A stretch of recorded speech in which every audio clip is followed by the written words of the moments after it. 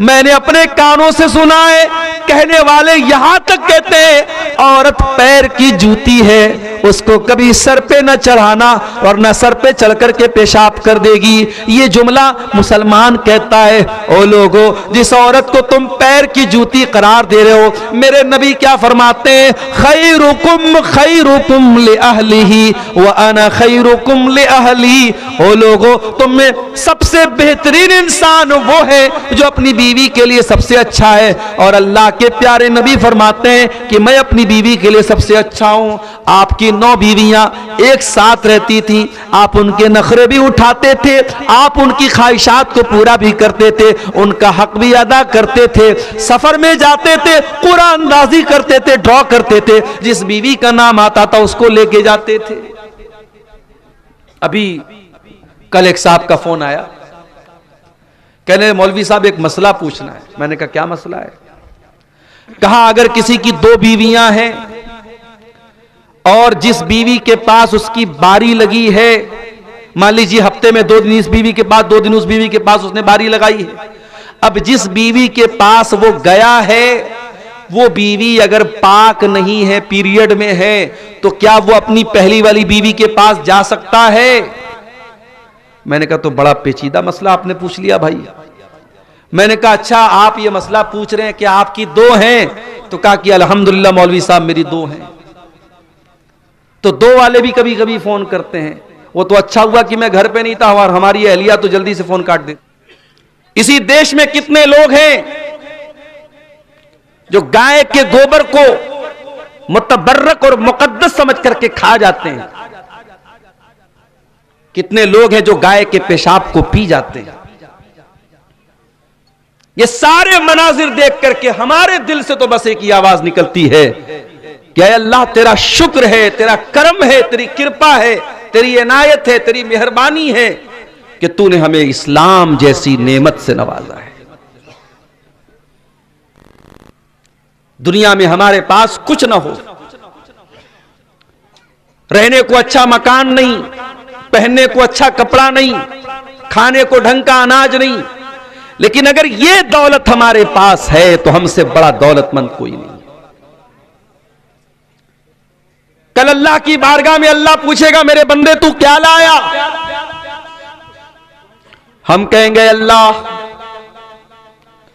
हमारे पास ज्यादा नेकियां तो नहीं थी, बहुत ज्यादा रोजा नमाज करने वाले, बहुत ज्यादा मुत्तकी लोग तो हम नहीं हैं। आए अल्लाह बहुत ज्यादा परहेजगार और मुत्तकी हम लोग नहीं है। अल्लाह पूछेगा मेरे बंदे तू क्या लाया? हम कहेंगे अल्लाह ज्यादा रोजा नमाज तो हमारे पास नहीं है, ज्यादा तकवा तो नहीं है, ज्यादा दीनदारी तो नहीं है, लेकिन अल्लाह ये पेशानी अगर झुकी है तो तेरी बारगाह में झुकी है, तेरी तौहीद लेकर के आए हैं। आए अल्लाह तेरी तौहीद के साथ कभी हमने कोई समझौता नहीं किया। कम से कम ये तो कहने का हमारे पास एक सहारा होगा कि अल्लाह हम तौहीद लेकर के आए। और ऐ मुसलमानों कान खोल करके सुन लो, तुम्हारे पास अगर तौहीद की दौलत है तो इससे बड़ी कोई दौलत नहीं है। दुनिया की सारी दौलतें इस दौलत के आगे बेकार हैं। अल्लाह की बारगाह में जमीन भर के सोना भी अगर कोई लेके आ जाए और तौहीद न लेकर के आए, वो अल्लाह के अजाब से नहीं बच सकता। अल्लाह फरमाता है इन्नल्लज़ीना कफरू व मातू व हुम कुफ्फारुन फलन युक़बल मिन अहदिहिम मिलउल अर्ज़ि ज़हबा।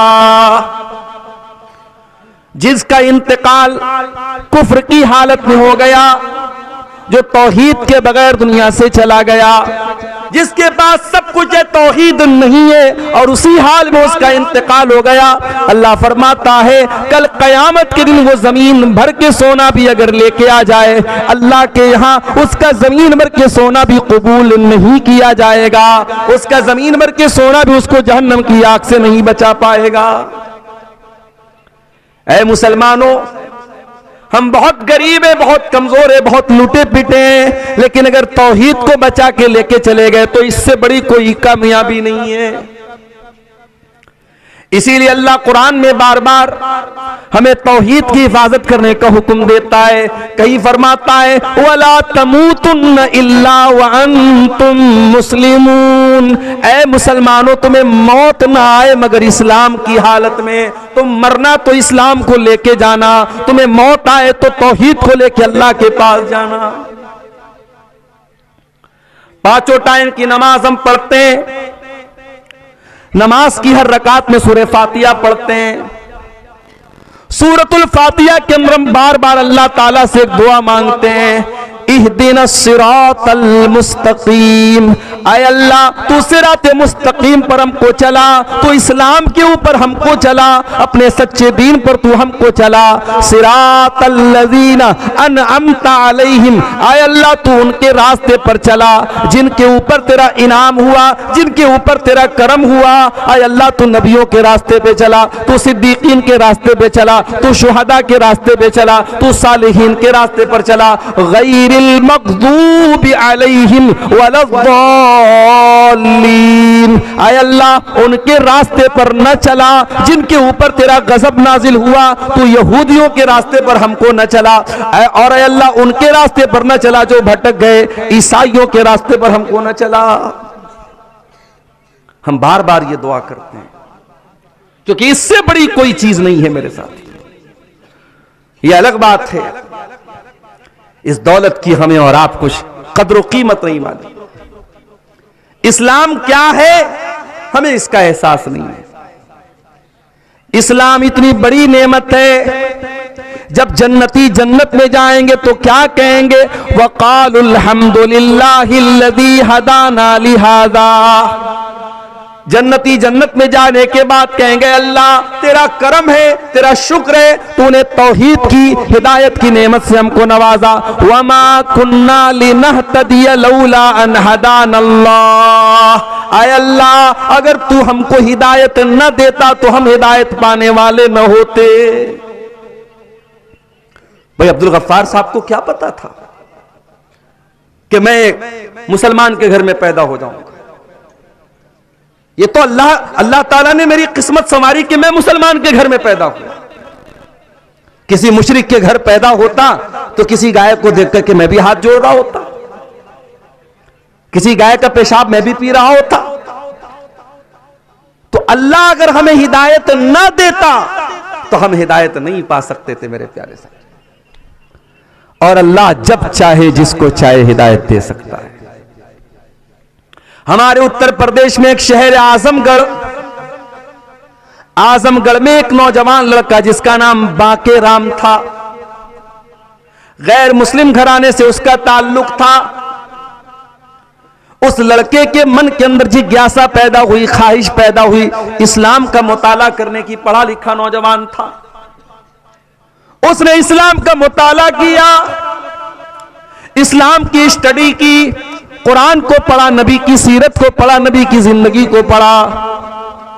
एक मौलवी साहब से मिला, मौलवी साहब मैं इस्लाम को स्वीकार करना चाहता हूं, क्या करना पड़ेगा? मौलवी साहब ने कहा जाओ गुस्ल करके आओ। गुस्ल करके आया, पाक साफ हो करके आया। मौलवी साहब ने कहा चलो कलमा पढ़ो, अशहदु अल्ला इलाहा इल्लल्लाह, मैं गवाही देता हूं अल्लाह के सिवा कोई इबादत के लायक नहीं है, व अशहदु अन्ना मुहम्मदन अब्दुहु व रसूलुहु, और मैं गवाही देता हूं कि मोहम्मद सल्लल्लाहु अलैहि वसल्लम अल्लाह के बंदे हैं, अल्लाह के रसूल हैं।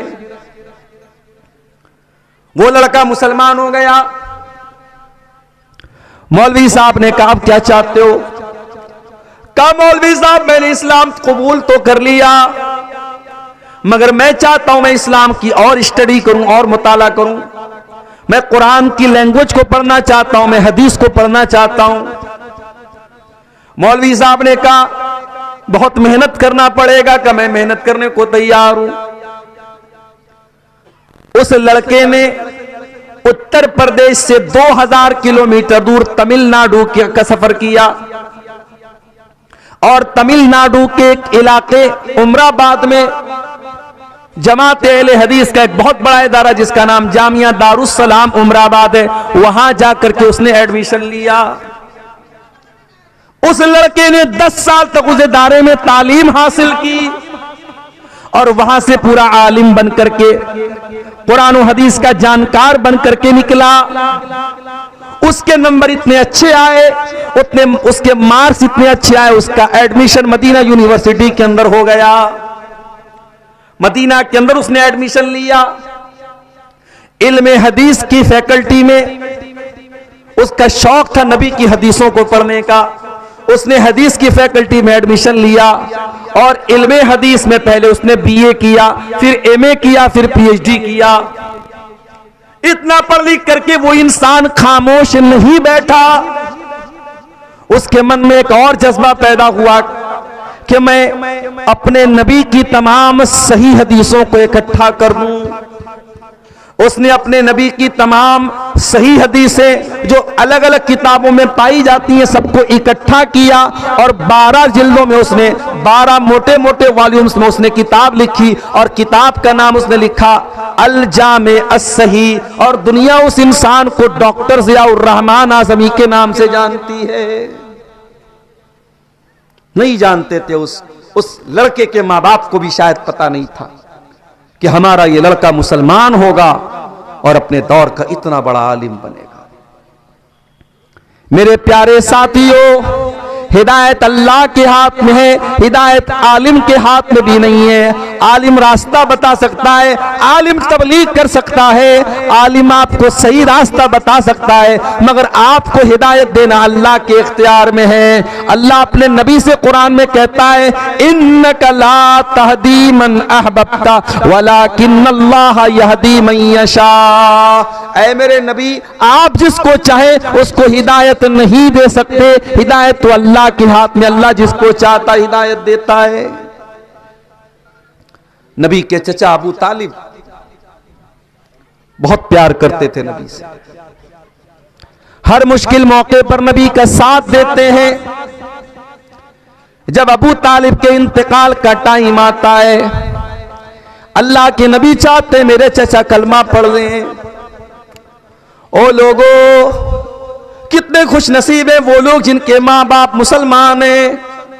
माँ के मरने के बाद कम से कम दुआ तो कर सकते हो, अल्लाह मेरी माँ की बख्शिश कर दे। जरा कोई इब्राहिम अलैहिस्सलाम के कलेजे से जाके पूछे, वो अपने बाप के लिए मगफरत की दुआ भी नहीं कर सकते। हमारे प्यारे नबी अपनी माँ की मगफरत की दुआ नहीं कर सकते थे।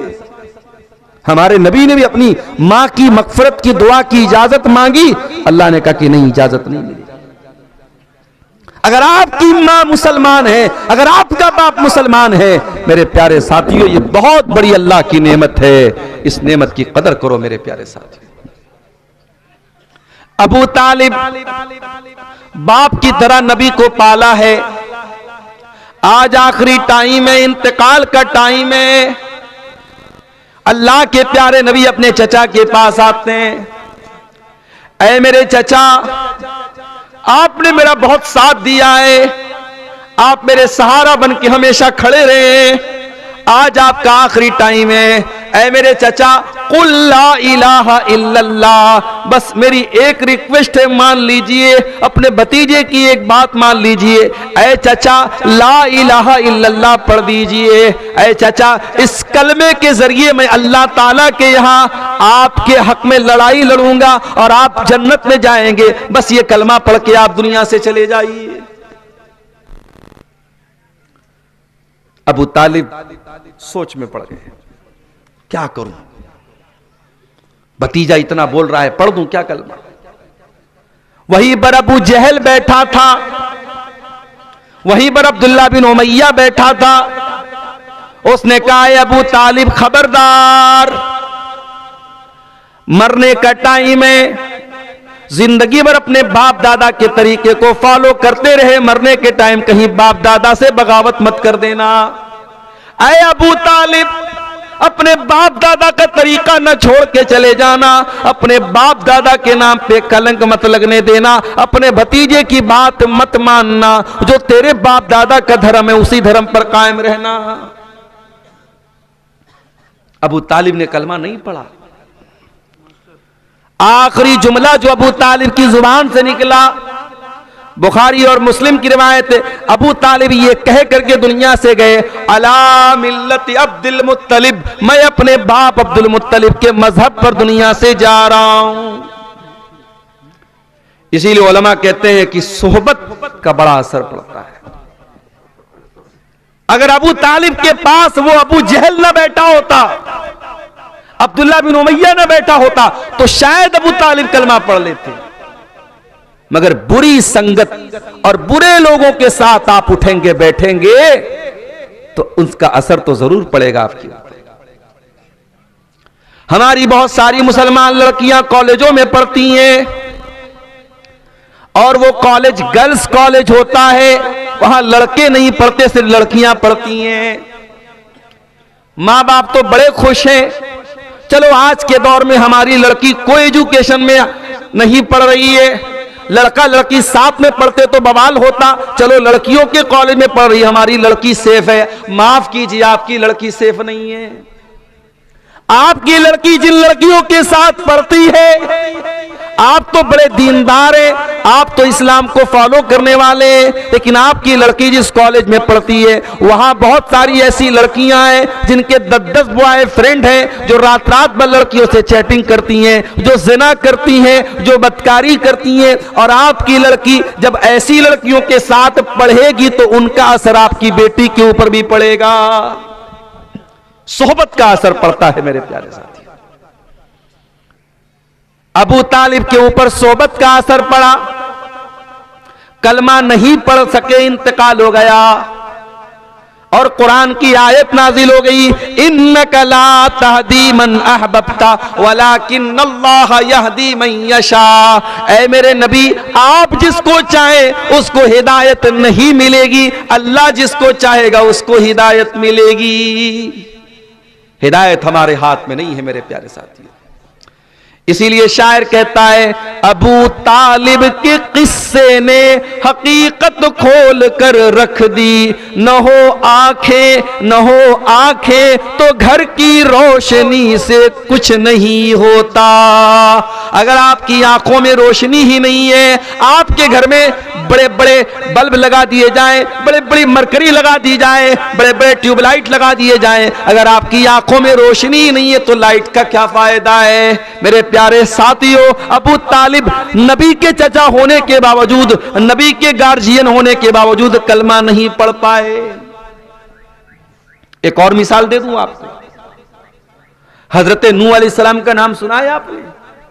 950 साल तक 950 1000 में 50 साल कम, इतनी उम्र तक हजरत नूह अलैहिस्सलाम अल्लाह के दीन को फैलाते रहे।